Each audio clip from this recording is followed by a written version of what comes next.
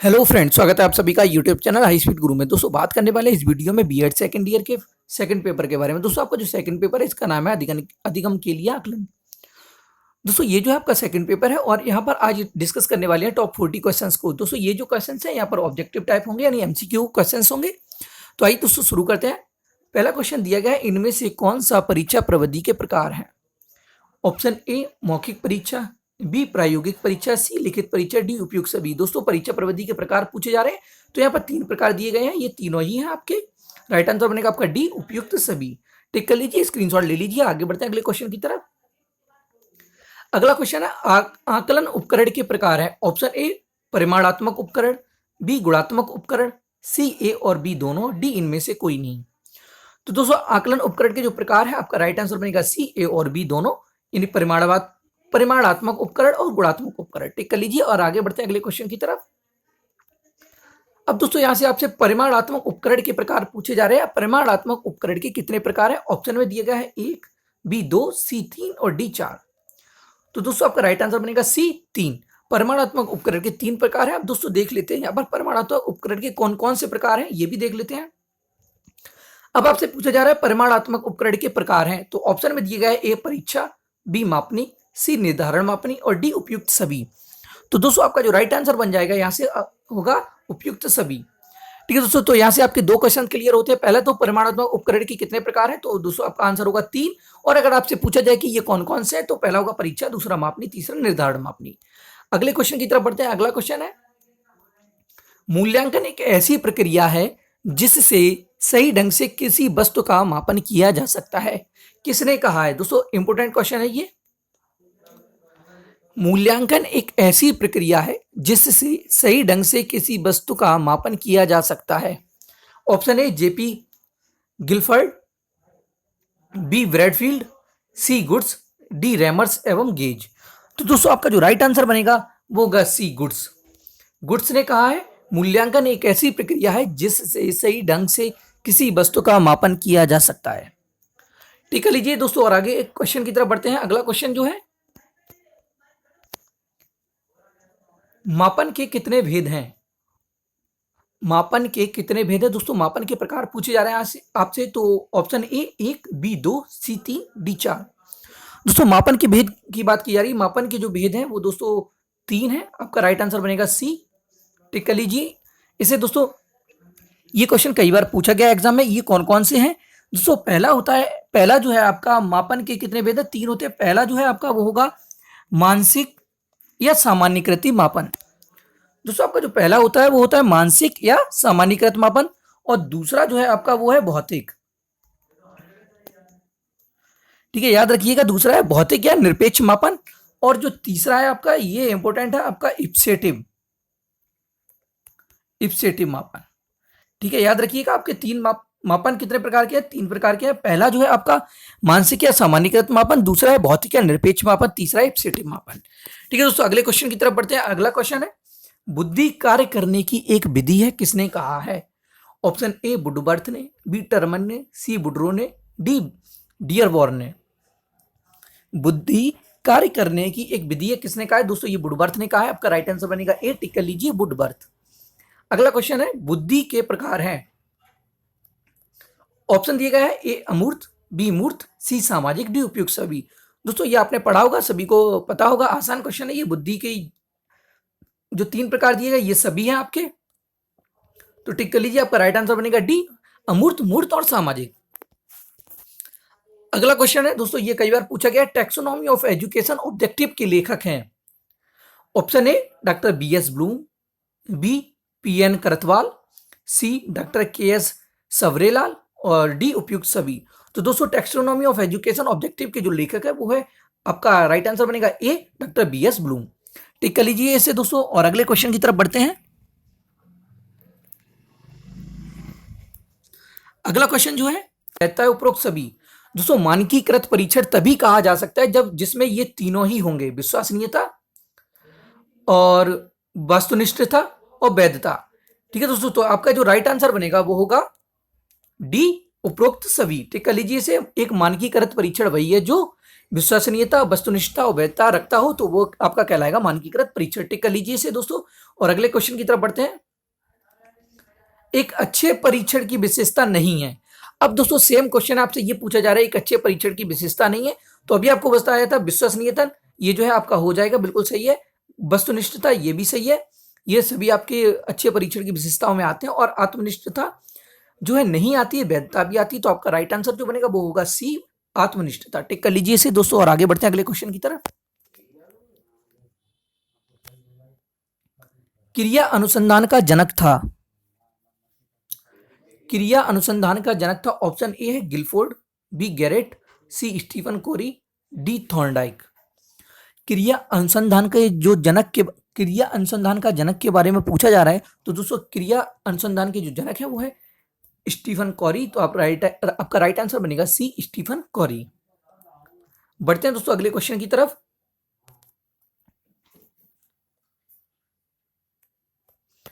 Most important question है दोस्तों ये,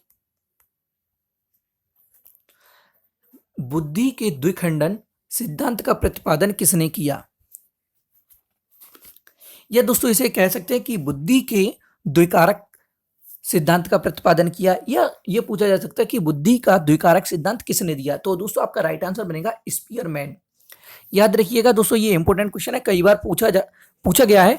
इन्होंने जो दो है दोस्तों दो कारक बताए, एक तो पहला बताया एस फैक्टर और दूसरा बताया जी फैक्टर। एस फैक्टर को जो है दोस्तों सामान्य कारक बताया और जो जी हुआ इसे विशिष्ट कारक बताया। ठीक है, आगे बात करते हैं अगले क्वेश्चन की।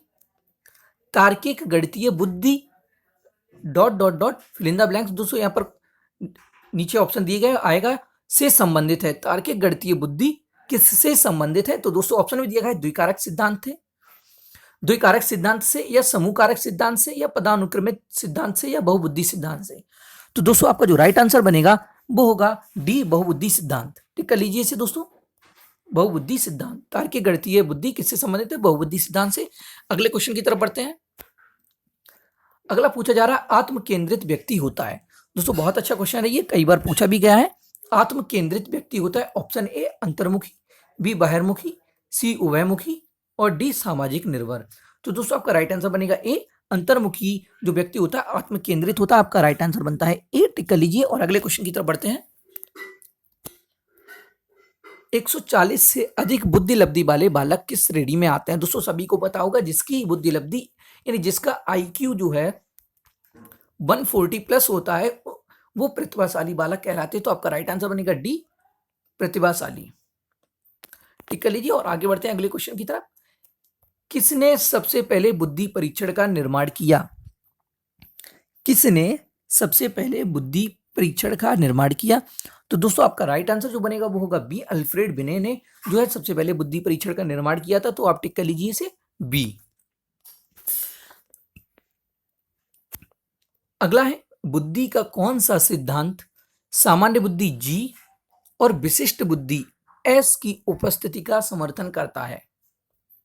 दोस्तों अभी इसी क्वेश्चन को ऊपर थोड़ा सा घुमाकर पूछा गया था, सेम वही क्वेश्चन है, आप लोग आसानी से लगा सकते हैं। यहां पूछा जा रहा है बुद्धि का कौन सा सिद्धांत सामान्य बुद्धि जी और विशिष्ट बुद्धि एस का की उपस्थिति का समर्थन करता है? तो दोस्तों आपका जो राइट आंसर बनेगा वो होगा स्पीयरमैन का द्विखंड सिद्धांत। जैसा कि अभी हमने बताया था द्विकारक बुद्धि सिद्धांत किसने दिया? स्पीयरमैन ने दिया। और उन्होंने उसमें कौन कौन से कारक बताए? एक एस बताया और दूसरा जी बताया। ठीक है, याद रखिएगा दोस्तों स्पीयरमैन का द्विखंड बुद्धि सिद्धांत। ठीक है, टिक कर लीजिए दोस्तों सी। आगे बढ़ते हैं अगले क्वेश्चन की तरफ। अब पूछा जा रहा है यहां से व्यक्तित्व मापन की सबसे अच्छी विधि है। ऑप्शन में है पहला है व्यक्तिगत, दूसरा है वस्तुनिष्ठ, तीसरा है प्रक्षेपण और डी है उपरोक्त सभी। व्यक्तित्व मापन की सबसे अच्छी विधि कौन सी है? तो दोस्तों आपका राइट आंसर बनेगा सी, प्रक्षेपण। दोस्तों आपको बता दें जो प्रक्षेपण शब्द जो है इसका सबसे पहले प्रयोग जो है फ्रॉयड ने किया था। फ्रॉयड ने, याद रखिएगा ये दोस्तों कभी कभी पूछ लिया जाता है कि जो आपका शब्द है प्रक्षेपण, इसका सबसे पहले प्रयोग किसने किया था? फ्रॉयड ने किया था। यहाँ पूछा जा रहा है व्यक्तित्व मापन की सबसे अच्छी विधि कौन सी है? प्रक्षेपण है। और अगर आपसे पूछा जाता है प्रक्षेपण शब्द का सर्वप्रथम प्रयोग किसने किया, तो आपका आंसर बनेगा फ्रॉयड। याद रखिएगा। अगला क्वेश्चन है थीमेटिक एप्रिसिएप्शन टेस्ट यानी टीएटी जो परीक्षण था, जिसे प्रासंगिक अंतर्बोध परीक्षण कहते हैं हिंदी में, दोस्तों इसका निर्माण किया था, किसने किया था दोस्तों? ऑप्शन में है मॉर्गन एंड मर्रे ने, या मैकिनले ने, ऑलपोर्ट ने, बर्नर ने। तो दोस्तों आपका जो राइट आंसर बनेगा ए होगा मॉर्गन एंड मर्रे ने।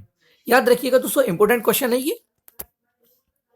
आगे देखते हैं अब दोस्तों, बात करेंगे टीएटी परीक्षण जो हुआ था, इसमें कार्डों की संख्या कितनी रखी गई थी? तो दोस्तों ये सभी को पता होगा, इंपॉर्टेंट है ये भी। टीएटी परीक्षण में कार्डों की संख्या जो थी वो थी 10 + 10 + 10, यानी आपका राइट आंसर बनेगा बी। 30 कार्ड थे, प्लस इसमें आपका एक कार्ड ब्लैंक भी रखा गया था। ये भी याद रखिएगा, कभी आपसे पूछ लिया जाए कि अगर कि इसमें कार्ड ब्लैंक था या नहीं, तो आप बता सकते हैं कि इसमें एक कार्ड ब्लैंक था। ठीक है, याद रखिएगा टीएटी परीक्षण की कार्ड संख्या कितनी थी? 10 + 10 + 10, 30 कार्ड थे, जिसमें 10 जो थे आपके मेल के लिए थे और 10 फीमेल के लिए थे, और बाकी जो 10 बचे आपके मेल और फीमेल दोनों के लिए थे। याद रखिएगा दोस्तों, 30 कार्ड जो है इसमें काउंट होते हैं, जो एक कार्ड था वो ब्लैंक था। आगे बात करते हैं अगले क्वेश्चन की। बुद्धि का त्रिआयामी सिद्धांत किसने दिया? ऑप्शन में है स्पीयरमैन, बी थ्रेस्टन, सी गिलफोर्ड, डी थॉर्नडाइक। तो दोस्तों आपका जो राइट आंसर बनेगा वो होगा सी गिलफोर्ड। बुद्धि का त्रिआयामी सिद्धांत जो है गिलफोर्ड ने दिया है, टिक कर लीजिए दोस्तों इसे। आगे बढ़ते हैं अगले क्वेश्चन की तरफ। यह पूछा जा रहा है आपसे, बुद्धि का एक कारक सिद्धांत किसने दिया? ऑप्शन ए है बिने, बी पियाजे, सी गिलफोर्ड, सी डी थॉर्नडाइक। बुद्धि का एक कारक सिद्धांत किसने दिया? तो आपका राइट आंसर बनेगा अल्फ्रेड बिने, यानी आपका आंसर होगा ए।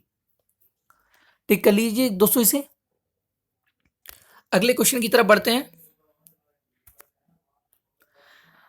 अगला क्वेश्चन है दोस्तों, युंग के अनुसार व्यक्तित्व के प्रकार हैं।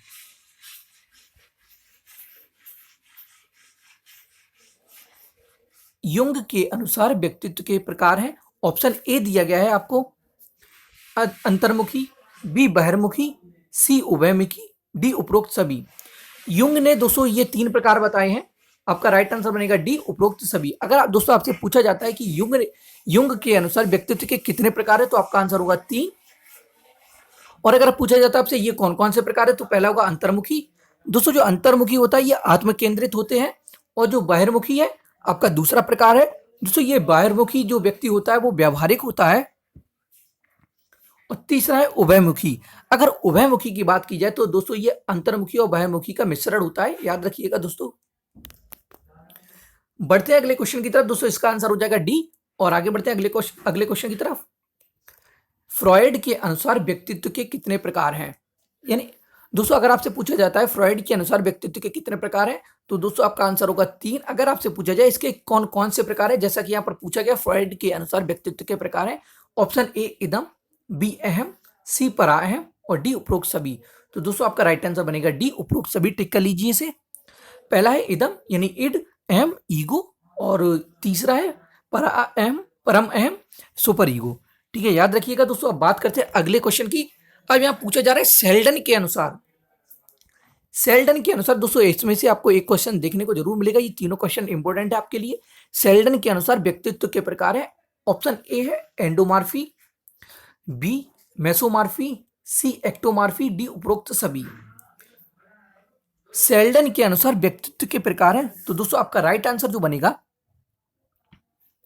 वो होगा उपरोक्त सभी। सेल्डन ने भी जो है दोस्तों 3 प्रकार बताए हैं आपके, एंडोमॉर्फी, मेसोमॉर्फी और एक्टोमॉर्फी। दोस्तों अगर एंडोमॉर्फी की अगर बात करें, ये दोस्तों जो है मोटे होते हैं थोड़े, ये मोटे और नाटे होते हैं, याद रखिएगा दोस्तों। और अगर मेसोमॉर्फी की बात की जाए दोस्तों, ये इनका आकार जो है सुडौल होता है, शारीरिक बनावट इनकी सुडौल होती है, याद रखिएगा दोस्तों। और अगर हम एक्टोमॉर्फी की बात करें, ये दोस्तों लंबे होते हैं और ये थोड़े से दुबले पतले होते हैं, याद रखिएगा। एक्टोमॉर्फी जो है आपके लंबे होते हैं और दुबले पतले होते हैं। आपका यहाँ से सेल्डन के अनुसार व्यक्तित्व के प्रकार है, ये तीनों हो जाएंगे, राइट आंसर बनेगा आपका डी। अगले क्वेश्चन की तरफ बढ़ते हैं। सबसे निम्न स्तर की मापनी कौन सी है? सबसे निम्न स्तर की मापनी कौन सी है? ऑप्शन ए क्रमिक मापनी, बी नामित मापनी, सी अनुपात मापनी, डी इनमें से कोई नहीं।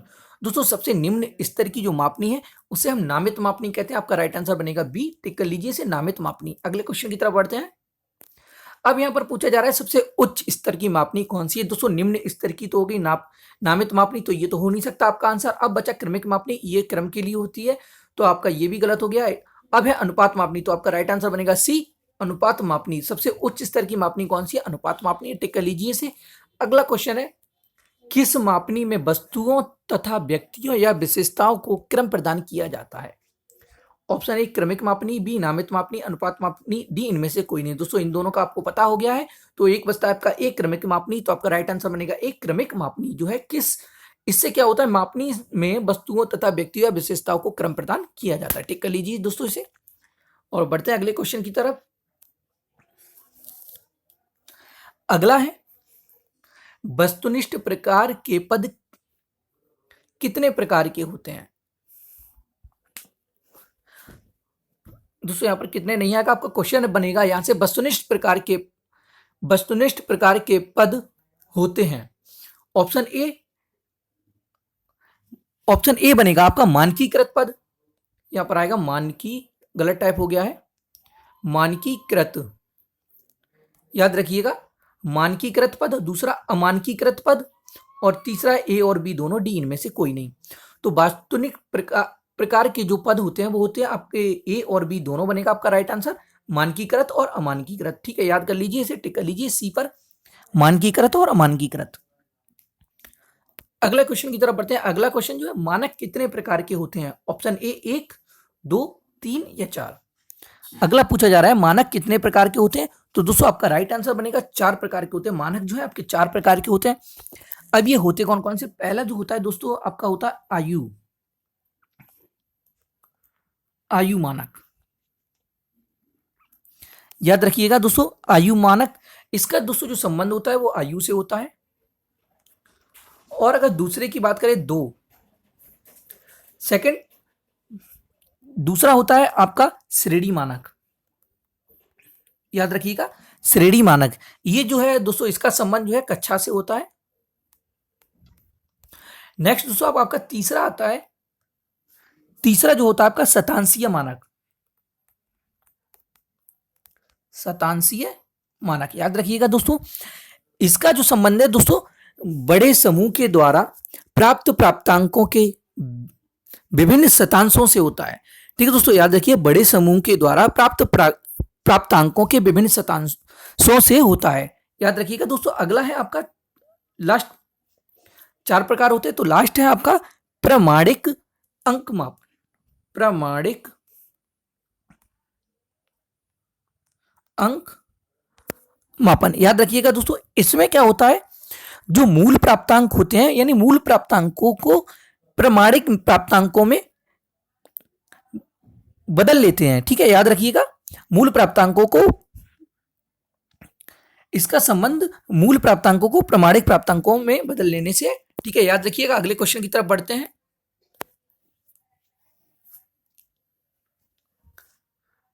अगला है 2, 4, 6, 9, 6, 5 का माध्यांक होगा। यहां पर कुछ संख्याएं दी गई हैं दोस्तों, 2, 4, 9, 6, 5 का माध्यांक होगा। ऑप्शन दिया गया है 2 होगा, 4 होगा, 9 होगा या 5 होगा। अब दोस्तों अगर आपको माध्यांक निकालने का फॉर्मूला आता है तभी आप निकाल सकते हैं। तो सबसे पहले देखते हैं माध्यांक निकालते कैसे, अभी आपको बताएंगे। सबसे पहले हम इसे आरोही क्रम में अरेंज करते हैं, आरोही क्रम में। तो दोस्तों आरोही क्रम में करेंगे, यानी बढ़ते हुए क्रम में अरेंज करेंगे। तो पहले आएगा आपका 2, फिर आएगा आपका 4, फिर आएगा 5, और फिर आएगा 6, और फिर आएगा आपका 9। ठीक है, अब इसकी काउंटिंग कर लेते हैं, 1, 2, 3, 4, 5। तो यहां पर आपका कैपिटल N बराबर हो जाएगा 5। याद रखिएगा दोस्तों, अब 5 क्या है, आपकी विषम संख्या है।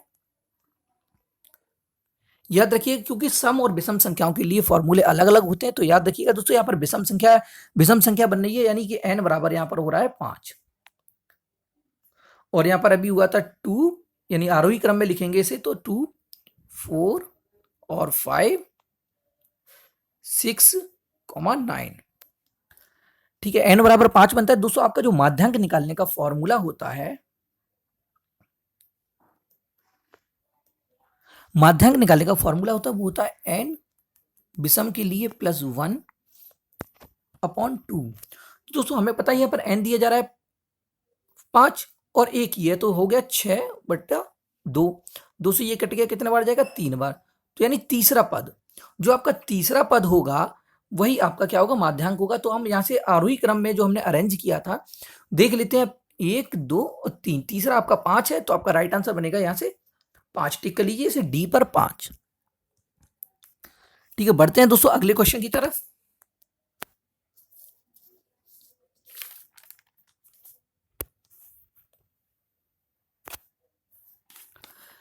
अगला क्वेश्चन दोस्तों आपसे पूछा जा रहा है,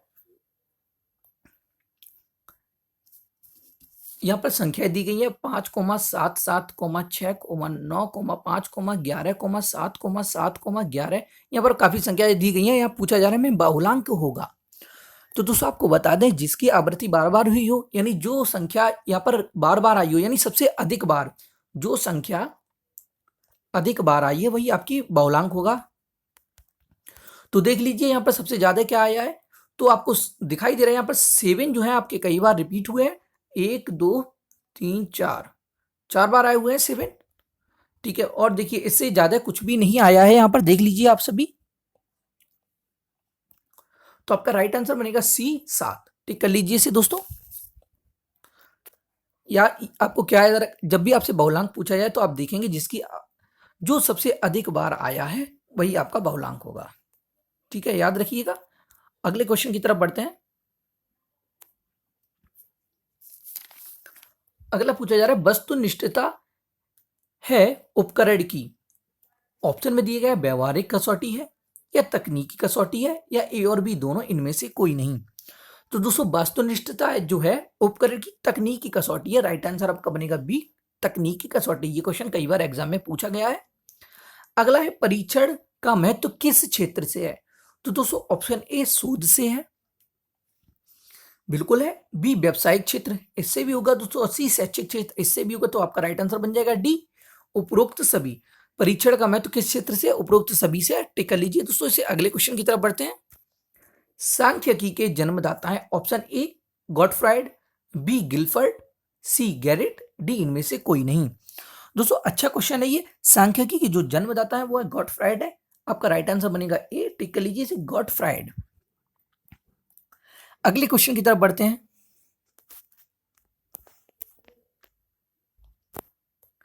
परीक्षा प्रविधि के प्रकार हैं। ऑप्शन ए मौखिक परीक्षा, बी प्रायोगिक परीक्षा, सी लिखित परीक्षा, डी उपरोक्त सभी। परीक्षा प्रविधि के प्रकार हैं। पहला है मौखिक परीक्षा, बी प्रायोगिक परीक्षा, सी लिखित परीक्षा, डी उपरोक्त सभी। तो दोस्तों आपका राइट आंसर बन जाएगा डी, उपरोक्त सभी। ये सभी परीक्षा प्रविधि के प्रकार है। इससे पहले भी दोस्तों ये क्वेश्चन रिपीट हुआ है, यानी आपका दोबारा हो गया ये क्वेश्चन, एक बार और पूछ चुके हैं। अगला है आकलन का पैमाना है। ऑप्शन ए नामित मापन, बी क्रमिक मापन, सी अंतराल मापन, डी उपरोक्त सभी। दोस्तों आकलन के पैमाने की भी बात की जा रही, तो दोस्तों आपका राइट आंसर जो बनेगा यहाँ से डी होगा। ये सभी जो है आपके आकलन के ही पैमाने हैं। तो आपका राइट आंसर बन जाएगा डी। टिक कर लीजिए और आगे बढ़ते हैं अगले क्वेश्चन की तरफ। अगला है व्यक्ति के उत्तर की अभिव्यक्ति के लिए अंक अथवा संकेत प्रयुक्त किए जाते हैं। व्यक्ति के उत्तर की अभिव्यक्ति के लिए अंक अथवा संकेत प्रयुक्त किए जाते हैं। ऑप्शन ए चेकलिस्ट में, बी प्रक्षेपीय तकनीक में, सी निर्धारण मापनी में, डी इन सभी में। तो दोस्तों आपका जो राइट आंसर बनेगा वो होगा सी निर्धारण मापनी में। व्यक्ति के उत्तर की अभिव्यक्ति के लिए अंक अथवा संकेत प्रयुक्त किए जाते हैं निर्धारण मापनी